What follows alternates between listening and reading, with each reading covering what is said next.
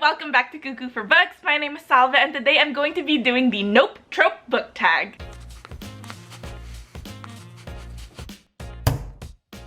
As you can see, I am having a ton of fun with my new library arrangements because I'm trying to film from every place possible. Also, I finally chopped off my hair. If you watched my previous video, the final episode of my library makeover series, I think you noticed that my hair got a little out of control. It was a little bit unruly and I couldn't wait to chop it off, and voila, 'tis chopped off. But I'm getting way off track. I was tagged to do this by your Tita Kate, and the Nope Trope book tag, which is such a catchy title, questions are based off of unpopular book or movie tropes that people don't really like or that are very controversial. The first trope on our list is eavesdropping with miscommunication. It's pretty self-explanatory. It's those times like in a movie or in a book where one of the characters overhears something and it's only part of the story and they make assumptions right away and they go away hurt. I have to agree, it's a pretty annoying trope, but the question for this trope is name a book you heard great things about and expected to love but ended up hating. And for me, that would be Stalking Jack the Ripper by Carrie Maniscalco. I have heard nothing but good things about the series. I love this era. It's the Victorian era. It's a murder mystery. The sequels have to do with Dracula and Houdini. It sounds amazing. Unfortunately, by the second chapter, I figured out the killer.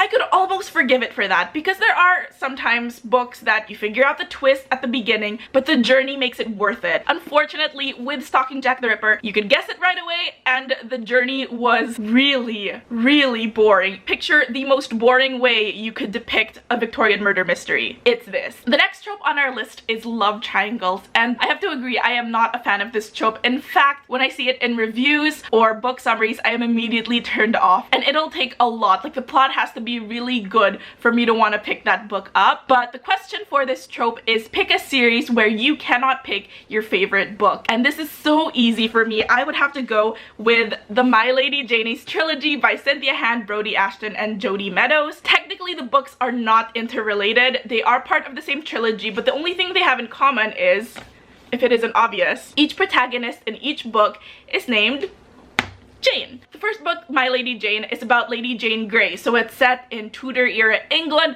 Oh, my era. Absolutely fell in love with it. I loved the era, first of all, but I also loved the way the authors wrote. It was so refreshing because it was a book that wasn't trying to be edgy or cool. In fact, I would argue that the authors lean into their dorky, awkward, nerdy side when writing these books, and I had 2 more books to look forward to. So I thought, it can't get any better than this, right? I was wrong, because then the second book came out, My Plain Jane. So I thought, okay, I don't think it's gonna get any better than reading about Tudor era England. I was wrong. This was my favorite book of 2018. I loved it just as much as the first book. And then I thought, okay, this was set in Regency era England, still kind of like my thing. Okay, I can see why I enjoyed that. The third book, I already knew from previous announcements that it was going to be set in the Wild West, 1800s America. The extent of my knowledge about 1800s America is the Nancy Drew computer game, The Secret of Shadowrun. It's not a time period I've ever been super interested in, but I love the first 2 books so much, so I might as well read the third, obviously. And I read My Calamity Jane, and I just finished it last week. It might be my favorite book of the trilogy. I can't decide. I loved it so much. Even if it was an era I knew nothing about, had never really been interested in, the author's writing still came through. It still had that same comedic tone, breaking the fourth wall, and their storytelling skills really came through. The timer says I've been talking about this trilogy for 6 minutes and 32 seconds. So I'm gonna end it there, but if you guys want to see more of my thoughts about the third book, well, about each book individually, I will leave a link up top to my first 2 book reviews on this trilogy, and I will be publishing the third very soon. The third trope is not like other girls / didn't know I'm beautiful. I totally agree with this because if you're hot, you know you're hot. One thing I've noticed with this trope is it's always paired with love triangles where it's like, you're telling me you have 2 guys chasing after you and you still think you're ugly, like, But the question is, name a book that has a pretty cover but was boring as all hell. My answer for this question would be Roseblood by A.G. Howard. I'm just gonna give you a moment to look at how gorgeous this book is. It's a Phantom of the Opera retelling. The words inside the pretty book, not so great. If I have to wait until the author's note at the end of the book for me to appreciate the book, the author did something wrong. It was very malabo. She did not take the time to explain things, or she got too wrapped up in the storyline that she forgot to take a breather and zoom out. To say it is a retelling of the Phantom of the Opera, I think is wrong. It's like a sequel, but in the book, the Phantom of the Opera itself is a separate intellectual property. So the Phantom of the Opera book and musical exist in the book or in the universe of the book. It's very confusing. See, I'm having a hard time explaining what this book is all about because it just wasn't well executed. The fourth trope on our list is all-consuming love. Name a book that gave you a book hangover. This is gonna sound so wrong, but I'm a hit it and quit it type of reader. So once the book is closed and I put it on the shelf, I don't want to say I forget what happens in the book, but I'm always like, okay, next read. And I think that is a result of me just having a monstrous TBR that I'm like, I don't have time to be in my feelings about the book I just finished. So I don't really get book hangovers, mostly because I don't allow myself the time to get book hangovers, but books that scare the living bejesus out of me are usually what stay with me long after I finished it. So my book hangovers aren't necessarily a result of all-consuming love, but all-consuming fear. There is one book, it's called The Dead House by Don Quartagit. The premise sounded easy enough. There was a fire at a boarding school and now they're interrogating one of the survivors who is now in a mental hospital. The whole thing is told in epistolary form again, so it's like the Illuminae books, and something about it left me so shaken. I don't know if it was the way the author wrote it. After reading it, I remember going about the day with like this weight on my shoulders and just being bummed out. And then when my boyfriend and I started dating, he loves horror. He lives for horror movies, horror games, horror books. So he asked me if I knew any horror books. And I remember just chucking this book at him and I'm like, you can keep it. I don't want it back. Do with it what you will. I'm realizing as I'm explaining this book, there are a bunch of you who will now probably want to pick it up even more. And to you, I say good luck. But yeah, that was the worst book hangover. And unfortunately, it wasn't even a good book hangover. It was a terrible one. And I'm gonna stop talking about it because I can feel the chills coming back. The fifth trope on this list would be douchebag boyfriend. Name a book that took you a while to get into, but you ended up loving. I mean, ugh. Douchebag boyfriends, I feel like you should never end up loving those. But anyway, the book that it took me so long to get into would be Dark Shimmer by Donna Jo Napoli. Every time I talk about fairy tale retellings, this is number one. But it did take me a while to get into. For those of you ancient enough, you will remember that in 2000s YA, there was a very specific way of writing fantasy. Like they were trying to be mystical and trying to take on the role of like, I'm an agent storyteller. Some authors would succeed, some authors would just sound really lame and they didn't have the skill to execute that mystique. I grew to really dislike this way of writing, and this book started off as that. I was like, this is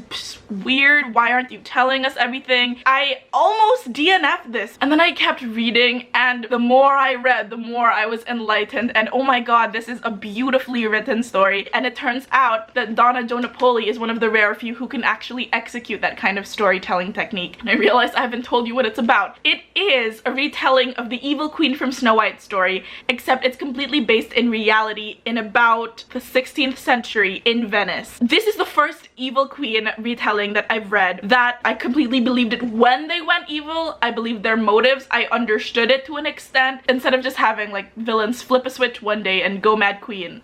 To this day, I will hawk it as one of the better retellings out there. The sixth and final question for this book tag is just list your favorite and least favorite tropes ever. The first trope that I really do not like is bodyguard romance. My one example, it was my least favorite aspect, unfortunately, of that book, and it was American Royals by Catherine McGee. I feel like it's always used as a way for the princess or the important persona to rebel. She has to marry another royal, another king, because they need money, but she doesn't really love that king, so she falls in love with her bodyguard. She'll have to give up her throne even though she's wanted to be queen for forever, but she'll abdicate for love. Like, I just recited the story of every bodyguard romance I've ever come across. It's so overdone and it's so predictable, and I think it perpetuates this idea that you have to have either love or career. You can't have both. Again, there could be other bodyguard romances that break this trope, and feel free to recommend, but for now it's just like, meh. Another one of my least favorite tropes, and I can't think of a book right now that has this, but I do have a movie example,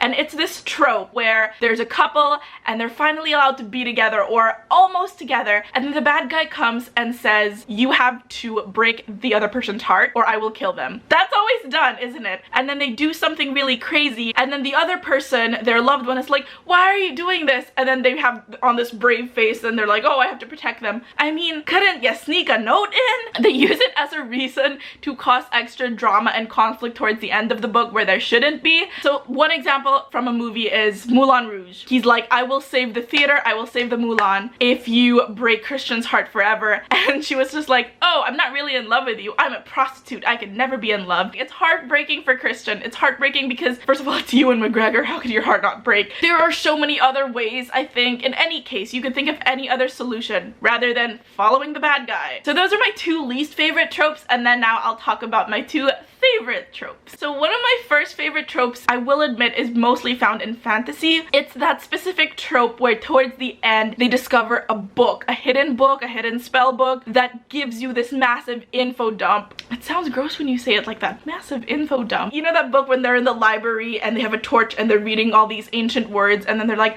I know how to save the day. I really like those tropes, and sometimes it doesn't have to be via book or ancient scroll. It could be a person who is mysterious all throughout the book, and finally, you know, she sits down and goes, it's time for me to tell you my tale, and then that's how you learn what's going on. This is a tricky trope, I have to admit. It has to be enough that the information given towards the end of the book is vital, but not enough that you feel like you spent the entire book just waiting for that reveal. But when done excellently, these reveals add to the world building, but not necessarily the missing piece of the puzzle. The two examples, I'm sorry, they're just such a basic YA choice, but they were the first ones to come to mind. The first one is when Baghra sits down at the end of the first book and tells Alina the tale of the Darkling and the Unsea, and you're like, ah, yes, all this information coming in right now, I love it. The second one is when Chaol, it's so weird, I feel like everyone should already know this plot twist because the series has been going on, but I remember how much of a reveal it was at the end of this book. But when Chaol finds something out at the end of this book with a, you guessed it, ancient book, and he's reading and he's like, oh, and that's literally how the book ends. And the second and last trope that I really love, you might think it's ironic because I hate bodyguard romances, but I do love workplace romances. Again, treated delicately or else HR will come for your ass. This can be viewed in so many ways. In fantasy, there are workplace technically romances. Say you're a member of the same heist crew. You're technically workmates, right? Honestly, I thought about this trope because I really, truly, deeply love the Alias workplace romance, which isn't a book, but it's a TV series by J.J. Abrams, I'm sorry. I think they did workplace romance really well. In that world, they're secret agents, so they very much are invested emotionally because, oh my god, every time you go out on a mission, your friend's life is at stake, and that builds this relationship that they can't really have with people in their normal lives. They have this special relationship between each other, and that'll blossom into love. It's sort of that tie between we can't let love get in the way of us getting the job done, but also our feelings are growing too strong and I can't resist you anymore. So it's that push-pull that I really love. They love each other, but when they're in the workspace, they get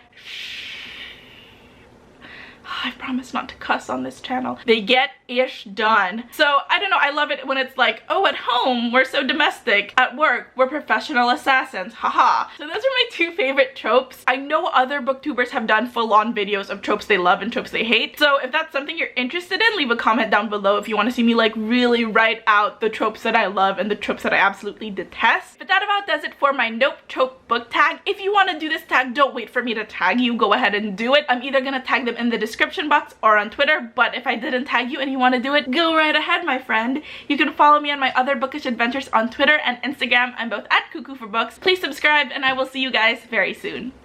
Bye guys!